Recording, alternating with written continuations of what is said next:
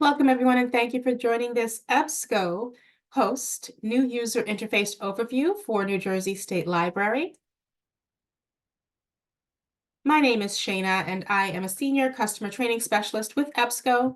I'm your neighbor. I live in the New York area on Long Island. Got a background in education, but I've been working for EdTech for SaaS companies since 2005. And I support our EBSCO clients in North America. I'm very happy to be presenting today's session. We are going to be talking about all things new EBSCOhost. Now, I'm not sure if you've logged in recently. If you have, you'll notice some major changes.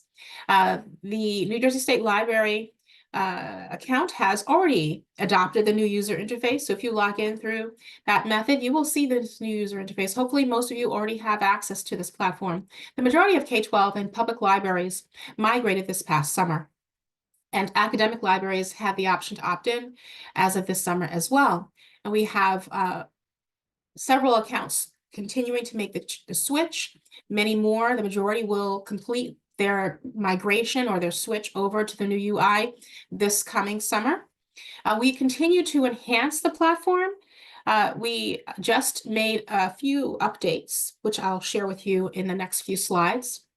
But every quarter, we provide an update to our platform roadmap, which is a publicly facing document that you can view at any time to see the coming changes plotted against our timeline. So that's going to be available. I'll share that with you. You don't have to worry about doing anything. As you noticed, the switch happens with a flip of the switch from the old UI to the new UI. All of your URL redirects are in place. You don't have to change any search boxes or direct URLs. There's an automatic redirect. There is a change in the way in which the URLs are built. And the only thing that may be required by you is to make sure that your preferred authentication is set in EBSCO admin. Because all of your authentication will be carried over in that new URL. So your profile, your settings, everything is carried over in that, what we call an OPID URL. You can review a lot of information on our support site, which is EBSCO Connect, connect.ebsco.com. And if you, as an individual institution, have not made the switch, you can do that at any time by either reaching out to your sales representative or with our support staff. So as I mentioned, there is a new URL structure called OPID IDs, OPIDs is the acronym, and that URL points exactly to the profile with built-in authentication. So that is why you want to make sure that your preferred authentication in EBSCO admin is set. If you've never touched it before, you may want to just make sure that preferred auth method, the hierarchy, is in place. So this is what the OPID looks like. The example here, the base URL is research.ebsco.com, and that OPID structure contains all the authentication and profile information for your institution.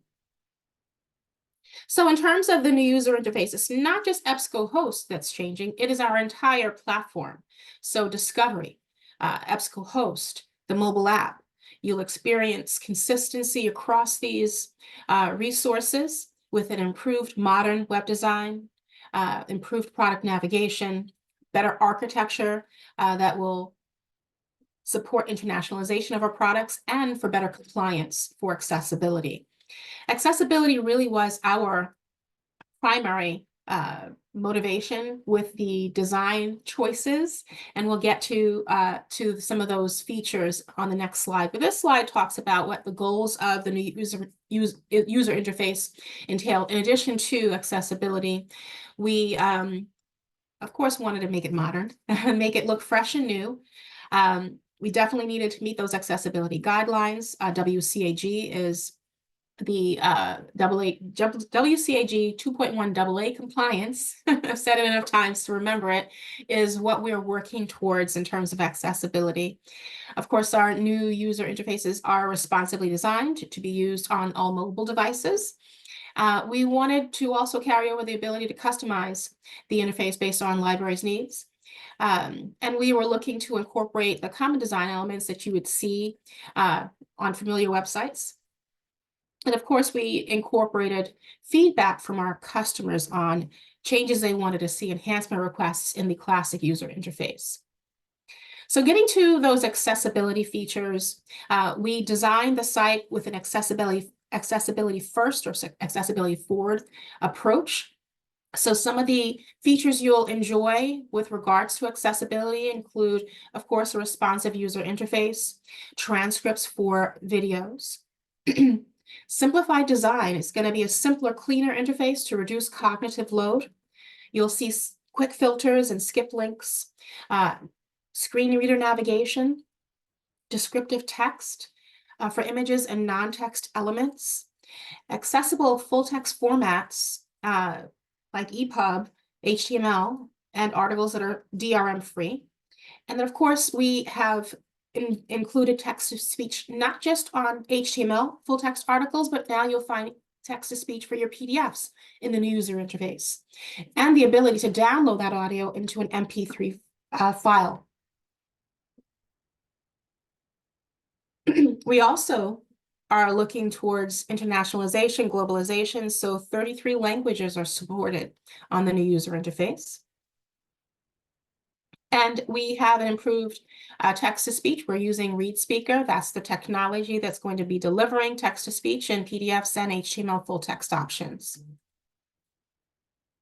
So we do have some things coming. We have just launched additional features on the advanced search page. You can set the advanced search page as a default in the new EBSCO admin tool called Experience Manager. Database-specific filters is one feature that is on the horizon. It's coming this spring, I believe April. You will have access to those database-specific filters, limiters, based on the databases you select in EBSCOhost. You can also change the order of the filters in EBSCO admin. Now, we just released last month the publication authority browse feature. So you now can browse at the title level in the new EBSCOhost. That was a feature that we just released last month. And we've released some of the access to publication details. Browsing by articles and issues is available now. I think some additional features and functionality regarding that tool will continue to flow into the new user interface by April 24. We should have all of the features for that. And just last week, we released sticky filters. I know this was an ongoing enhancement request in the classic user interface. Whenever, just in short, whenever a user enabled filters after conducting a search, they wanted to make any changes, adjustments to their search, they would have to re-employ those filters. With this new user interface, that makes those filters sticky. You can set that setting, and it's actually default to keep filters sticky on in EBSCO Experience Manager. And then the user, as you can see in this all filters panel on the right, can choose to remove filters between searches, but the default is set to on. All right, so that is one enhancement that is a welcome improvement from the old classic, the classic interface. So with that, I think I've shown you enough stuff on the PowerPoint. So now I'd love to move into the live demo. For any of us that have just joined, welcome. We are going to go into the live demo now. I am recording today's session. If you have any questions or comments, anything you'd like to see demonstrated, please let me know in the chat or unmute yourselves. Okay, and so with that, I'm going to go into the new EBSCOhost user interface, and hopefully you have seen this. Maybe you are already interacting with it. Your patrons are already interacting with it. Hopefully it's well received. As you can see, some of those elements for accessibility are very obvious. A much cleaner user interface to reduce cognitive load. But of course, there are the most important elements that still persist. In the center of the screen, you've got your search box. looks like search for scholarly content has been placed as the ghost text. This is something that can be controlled in EBSCO Experience Manager. So some of those customizations have already been placed for the New Jersey Clicks account here. You can see a link to advanced search, of course, in the lower right corner of that search box. Something new are quick filters. So we can see under the search box the ability to quickly limit by full text, at my library, peer reviewed, and a quick all-time filter. So we've brought forth the most important or most popular filters that are used by your patrons to the forefront on the landing page of the basic search. So we also have the My Dashboard over here on the right, which is also new. We've brought the dashboard feature that basically keeps track of your work, your resources, the searches you've conducted, any full text resources you've viewed is now organized and visible in the My Dashboard here on the left side of your screen. If you wanted to save your searches, your viewed resources, your resources organized by subfolders, custom folders, you would need to be signed into My EBSCO, which is in the far right corner of the screen. The My EBSCO sign-in is available there, which will allow you to save the information long-term, completely voluntary. This is not a requirement, but that's just something that we've pulled to the front. All right, so in the old user interface, you may be familiar with the left side of the screen being the area where you refine your results with filters and facets and limiters. So that's going to be a drastic change in the new user interface. All right, so let's start by conducting a search. All right, I'm going to enter, let's say, organic gardening in my search box. And I'll go ahead and execute that search. So we are brought to the search results page. Our results are still sorted by relevance as the default. No change there between classic and new user interface. It does give me the ability, though, to sort by date newest or date oldest if I want to pull up the most recently published resources within my search results set. Notice now that we are on the search results page. We have our quick filters, that online full text peer reviewed time filter. We have a few more. We've got more space on the screen, so it's going to expose the source type filter as well. I can quickly here limit the resources in my search results set by the different source types that are available. I also have the ability to access my full complement of filters by clicking the All Filters panel here. That will expose, that will expose the All Filters panel here on the right, which gives me the full complement of facets and filters, limiters that I can employ. Okay, so I'm going to go ahead and actually choose a few. I'll select Online Full Text and notice how it is keeping track of the filters that I employ. I'll choose a date range. The date range, the quick filters only give you 12 months, 5 years, 10 years, but on this All Filters panel, I can actually enter a custom range if I choose. I'll just choose the last 5 years, though.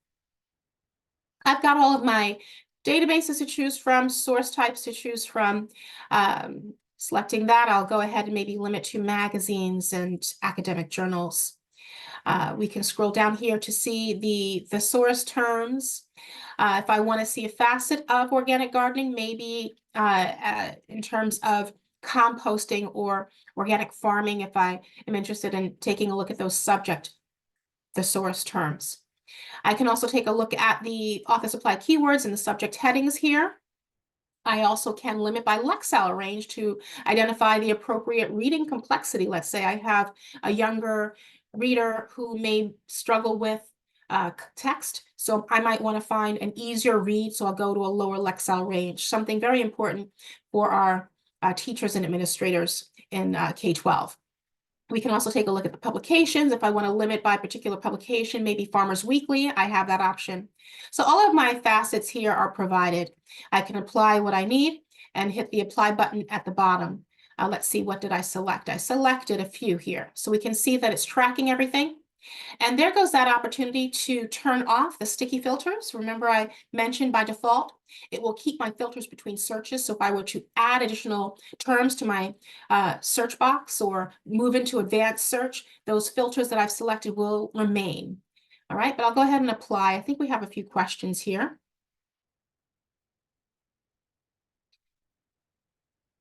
All right, so let's see, any comments? And I'll just read these aloud just to make sure everyone is on the same page. Let's see, our library misses the publication browser that used to be available in the old interface. We would check the publication's issues, cover years, indexing.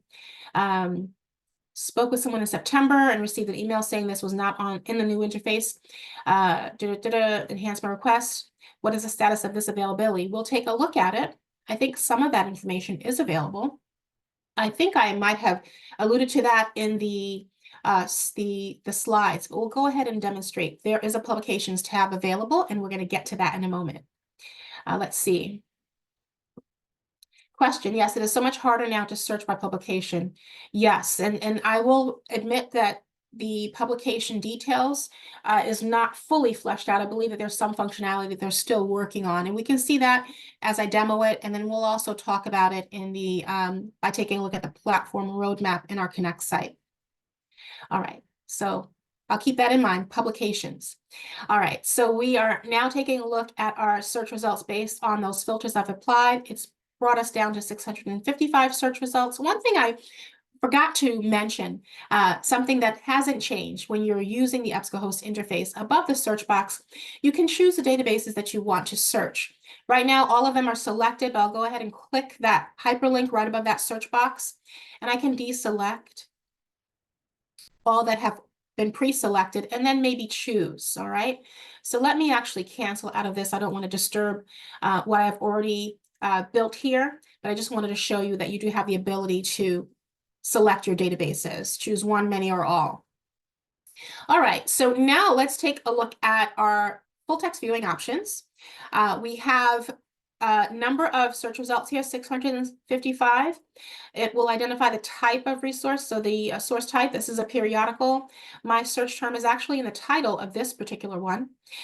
We can see a brief of the abstract, the subject headings presented, the publishing information, even the hyperlink to the author's type name, which will conduct a search for additional works by or about that author.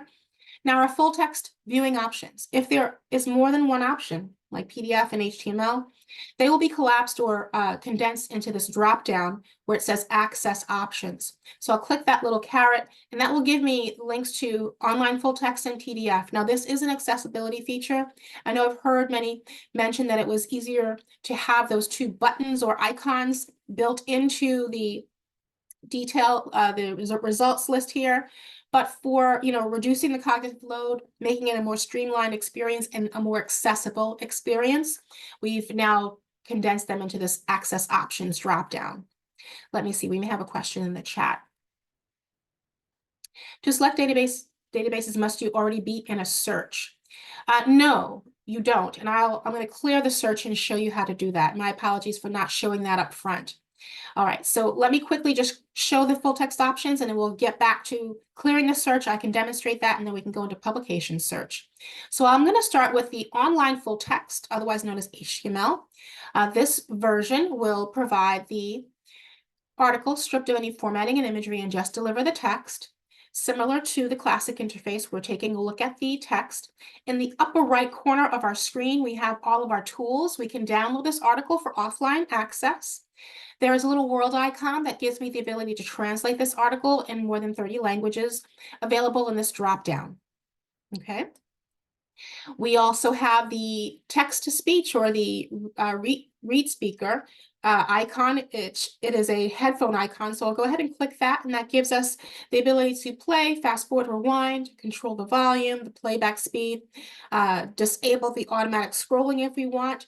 This is the ability here to download the MP3 audio file and the ability to control text highlighting. I'm going to quickly demonstrate how this works by clicking play. Section: First-hand reports organic gardening in the South with a bit of strategy and a few tricks up your sleeve. You can beat the heat and keep your Okay, so that is text-to-speech. It is available in your online full text as well as your PDF. We'll show the PDF version in a moment. So let me exit out of this.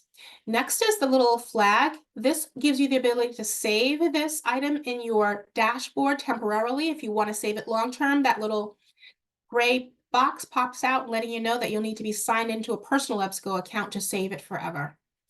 The next tool here is your cite tool. So if you want to access the citation options, you have 9 options here. The different citation styles, you can choose one. We'll choose MLA 9th edition. And then it gives you the ability to copy that to your clipboard and paste it into your research. So that's the cite tool. Oh, let me go back to that. In addition to copying the citation, you have the ability to utilize our citation management tools like the RIS format, EasyBib, RefWorks, EndNote, and Noodle tools.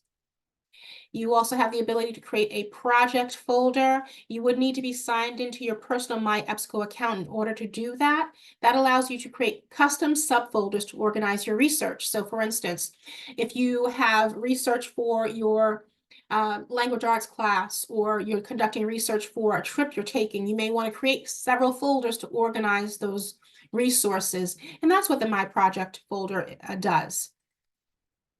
Moving on, we have share tools. The little swishy arrow here in the upper right corner gives you access to your Google Drive, Classroom, and OneDrive Cloud sharing or saving options. You have the ability to access the persistent or permalink with this paperclip icon. That gives you the persistent link, which you can copy to your clipboard. But another major improvement with the new user interface is that you don't need to access the persistent or permalink from the share page here, because the browser URL is now a persistent or permalink. So you can just grab it from the browser URL instead. And then last but not least is your print option. I won't bother to demonstrate that. So let me go back. I'm going to quickly go and show you the PDF of this same article, and then we can move on to the questions that were in the chat. I'll go ahead and click PDF. It's going to load the article, now complete with formatting and imagery. So we're taking a look at this article in the way in which it was published, with images and formatting preserved. All right, so we do have the same tools, similar tools, I'll say. The download option is the same. One different tool that is going to be available within your PDF is Search Within. So that is a feature that is coming soon. You can see search coming soon here. That's the magnifying glass. You can conduct a search for a keyword within a PDF. The Listen, the text-to-speech, the read speaker, is a little simpler tool, but it is as powerful. It gives you the ability to play, fast forward, rewind, control the volume, the playback speed, as well as to download the MP3 for this PDF. The flag item I'd already saved it, so I'll just click it again. Same thing, I'm just saving it to my folder. Citation has not changed. That's consistent throughout both full text formats. Project folder is the same, as is the share tool. All right, so those are your full text viewing options. I'll get back to the search results and show you a few more things before I clear this. As we scroll down, we can see that I saved this particular resource. To the right of that, you'll see 3 dots, and that gives you quick access to citation tool, project folder, sharing, as well as download. So you don't need to access the full text in order to access the tools here for this particular search result. If you want to get to the full details of a resource, there is a View Details link that gets you the detailed record for this article, which gives you all of the information you may need, the publishing information. All of the access options are provided here. Additional information, including your subject headings, your abstract, as well as your unique identifiers. Okay, so let's go back to the result list. And before I move on, let me just double check the chat to see if anyone had a question regarding anything you've seen to this point.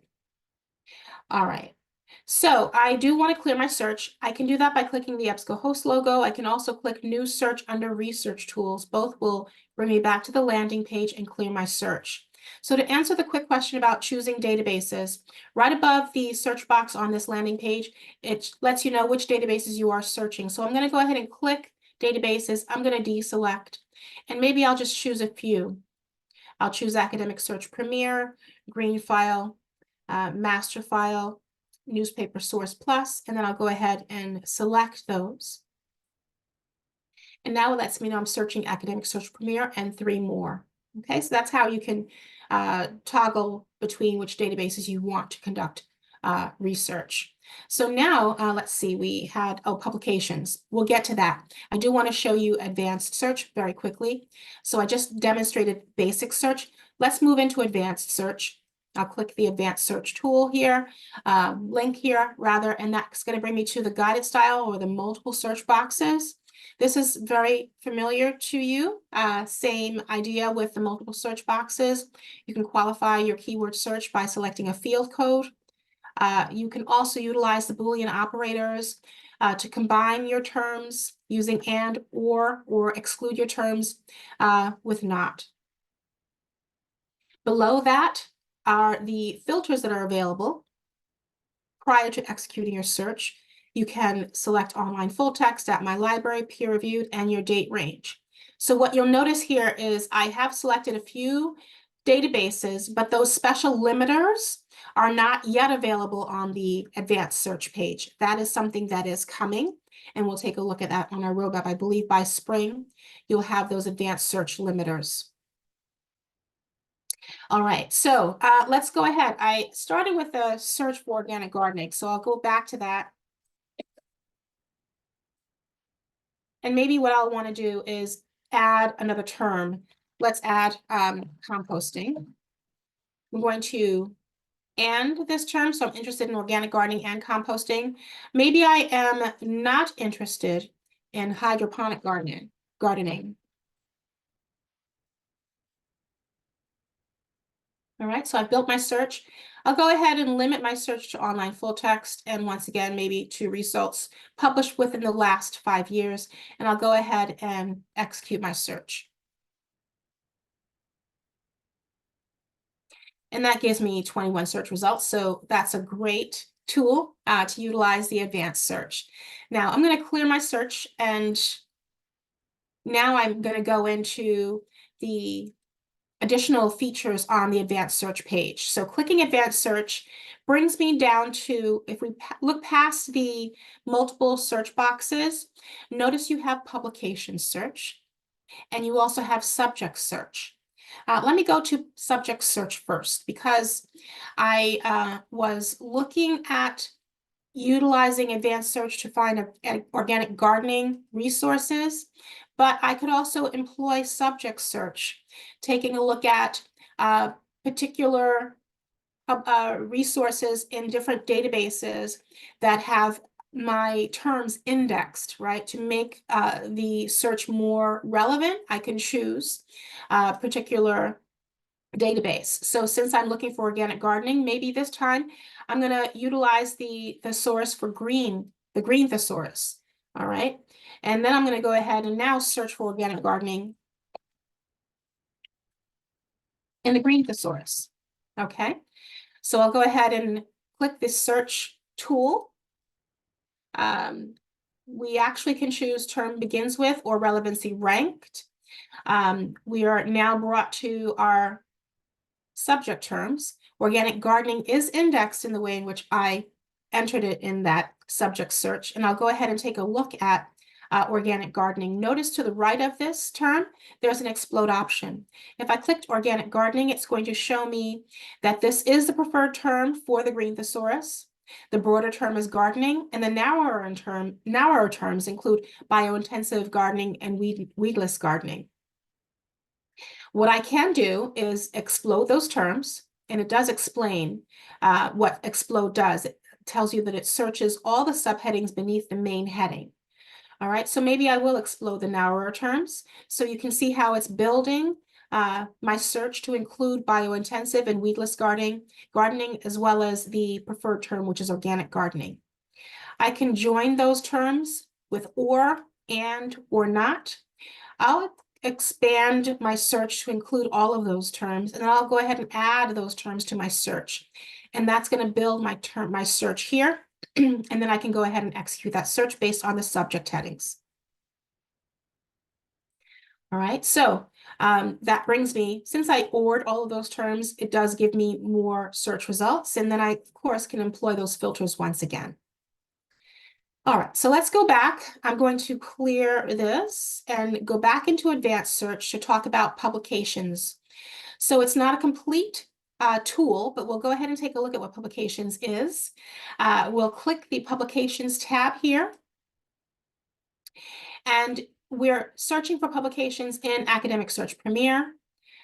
This is a function of the databases that I have selected. So we have Academic Search Premier. We have Green File, Master File, Newspaper Source Plus. I'm going to search for publications, the title level search, not the article level search. That's what we're conducting here with the publication search within Academic Search Premier. Okay, I can choose to search alphabetically, matching any words, subject, and description. I can also scroll through the A to Z listing here. It's on the A's by default, of course, and then I can choose any one of these. Let's see if we have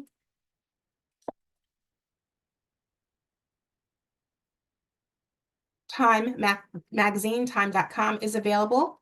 So now we are taking a look at the title level. All right, remember when we are conducting search with the search box on the main page, we're looking at the article level. Now we're looking for title level resources, publications. Here goes Time Magazine. That's the one that I was looking for. It does give me some brief information that the articles are available in HTML and PDF for Time Magazine. If I want more details about Time, I'll go ahead and click that. It's a hyperlink. It's going to bring me to the publication details for Time Magazine. We have the publishing information, ISSN number. It lets me know that full text is available for Time Magazine from 2014 to the present. There goes your access to issues and articles. Let's see if this is working. Yes, it is. So we can access all issues. I just opened up the 2023 tree here, and I can choose to select any one of these. So if I want to take a look at the articles published in Time Magazine, Volume 202, Issue 2122, December 25th, I can just click that hyperlink, and it's going to execute my search for all articles within that issue. And there are 31 articles for me to review. Let me go back to advanced search. Go back to publications. Actually, let me clear that. We'll go back to publications. I wanted to get back to Time Magazine. So in addition to taking a look at all issues and articles, taking a look at the publishing information, there's also this search within this publication option. So I can conduct a search for an article within Time Magazine. Let's see if we have anything on organic gardening within Time Magazine. We'll go ahead and execute search. And we notice how my search is built. And there are 18 articles. All right, so all of these articles are published in Time Magazine, as we can see in the publishing details here. Looks like we may have a question. All right. Oh, you're welcome, Jane. It's my job to demonstrate all the features and functionality. And this is a feature that just was released. So I believe maybe when you had a conversation with one of our sales reps back in the summer or last year, it hadn't been on the product roadmap yet. It was moved onto the roadmap and pushed fast, and it's now been released. I think it just was released last month, so this is relatively new, the publication search. All right, so let me clear this. I think I have shown you pretty much everything I wanted to. Let me just go through. Yeah, we talked about publication search. We talked about subject terms. We talked about advanced search. We didn't talk about the dashboard. So I have selected a few things. So let's take a look at the dashboard. I'm going to click the overview over here.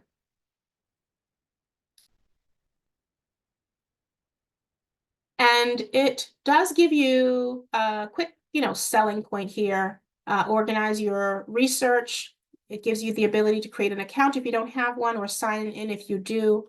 Don't have any projects stored here because I haven't signed in, but for my session, now that I'm, just in this browser for this time, I've actually saved one article, that organic gardening in the South. I've conducted a number of searches, and I viewed this article, organic gardening in the South. So it just tracks my progress. And all of that information is accessible on the overview, or if I want to just go right into what I viewed, I can go ahead and click that article. Okay. So let's go back to the landing page. I'm going to pause here to see if we have any questions. I do want to get to the Connect page so I can show you how to access the product or the platform roadmap. Let's see, question in the chat. Is there a way to access search history in order to combine searches? Not yet. Let's see if it's available. I'm going to click searches.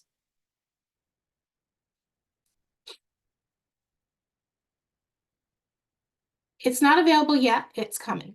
Okay, so it will be available. I've actually seen it demoed. I don't think it's been released yet, but your searches will be accessible. Let me just check one more place to make sure. Yeah, no, it's going to be over in the left panel here. I just want to check publications one more time to see if there's also the ability to, the journal alerts and the search alerts are also tools that are coming. So that's a great segue. Not available yet, coming. So let's go into the Connect site. I'm going to go ahead and open up EBSCO Connect. If you have never visited EBSCO Connect, please bookmark it. It's a great resource. It's where you can get all of your questions answered. And if you don't have any, and if you do have more questions that you can't get answered, you can always reach out to our support staff here on EBSCO Connect. Support can be accessed underneath quick help. There is the link to contact support. But what I want to focus our attention on today is the news section. This is where you can access the platform roadmap. You can also access release notes. So let's go to the platform roadmap first. And on this page, you'll see that we have the last published roadmap version was from November. So I know that there's one coming soon. So you may want to check back in the next week or so. We should have a new updated platform roadmap because we just released a ton of features. But I'm going to access the most recently published one. I also want to point out this is where you can share your feedback. Our product management team is very interested to hear from you all. Any enhancement requests, any concerns, complaints, please submit them here. With regards to the new UI, this bypasses support and it goes right to our product management team. So let me go ahead and access that November version of the platform roadmap. It's going to download as a PDF, and let me just double check and see what was in the chat. All right, let me just open this before I get to that question.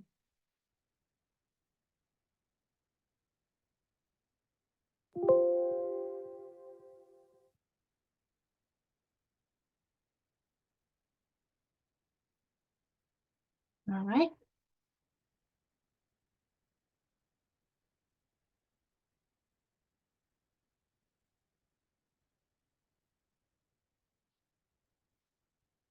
And so this is the platform roadmap, and it is a PDF.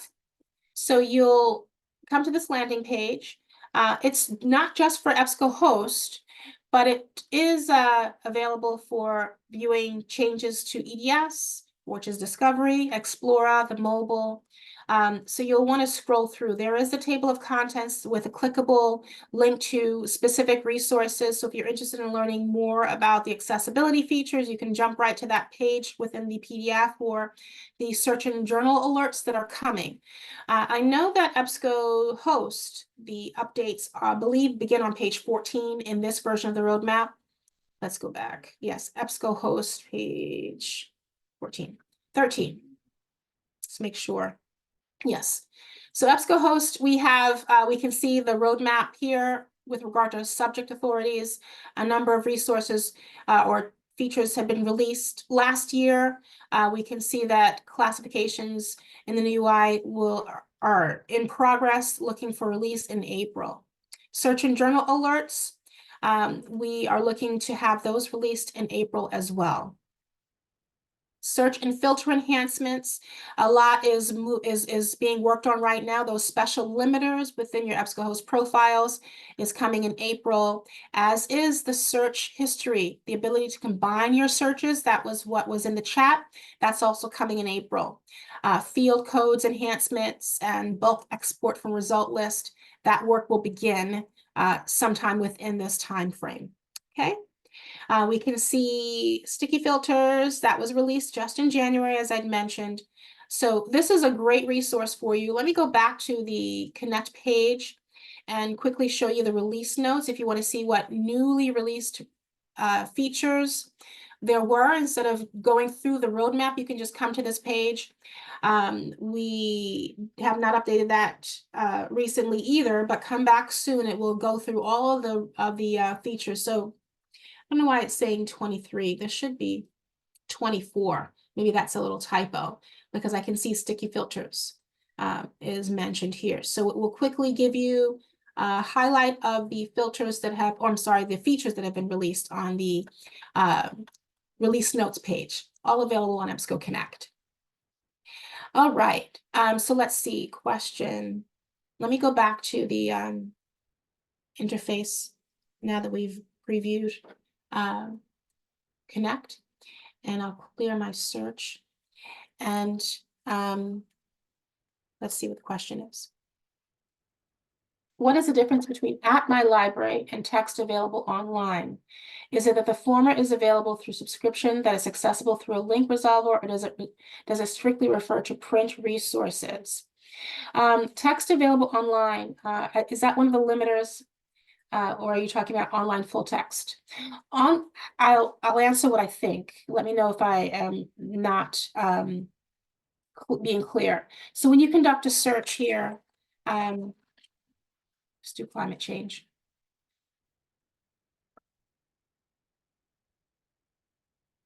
Online full text. Okay, so you're limiting to online full text. So actually, let me scroll down. These are all of your full text options. Online full text is an HTML option versus PDF. So you may have access to like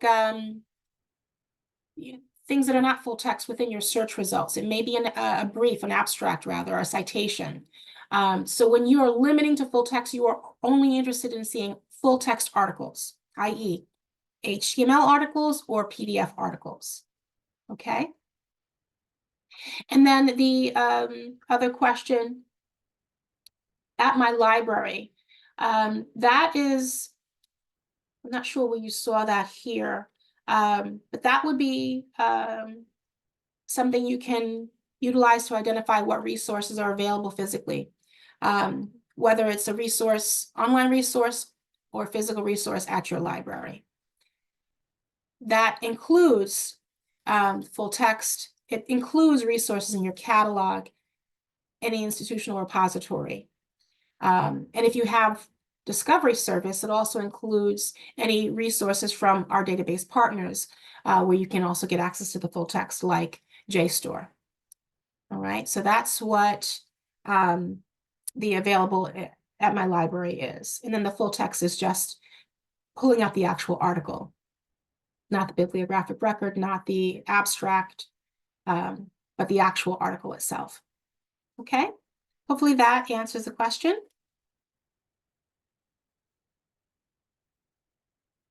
And let me just go through our questions in the chat to make sure I've answered everything.